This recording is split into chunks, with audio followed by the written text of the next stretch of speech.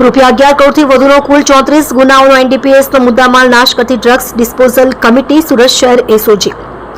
સદરનું અભિયાન દરમિયાન કબજે કરવામાં આવેલ નાર્કોટિક્સનો મુદ્દામાલ સત્વરે કાયદાકીય પ્રક્રિયા બાદ નાશ થાય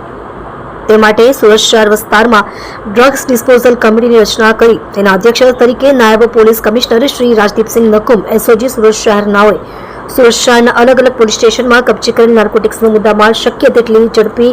નાશ થાય તે અંગે કાર્યવાહી કરવા સૂચના આપવામાં આવેલ હતી, જે અંતર્ગત ડ્રગ્સ ડિસ્પોઝલ કમિટીના સભ્ય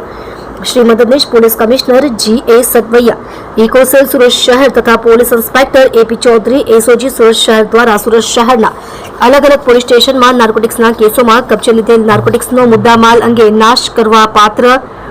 મુદ્દામાલ અંગેની માહિતી એકત્રિત કરી નામદાર કોર્ટ રાહે જરૂરી કાયદાકીય કાર્યવાહી પૂર્ણ કરાવી એનડીપીએસના કુલ 34 ગુનાઓનો મુદ્દામાલ ડ્રગ્સ ડિસ્પોઝલ કમિટી તથા સુરત શહેર એસઓજી દ્વારા તારીખ 27/8/2025 રોજ ભરૂચ જિલ્લાના દહેજ ખાતે આવેલ BEIL કંપની ખાતે સળગાવી નાશ કરવામાં આવેલ છે।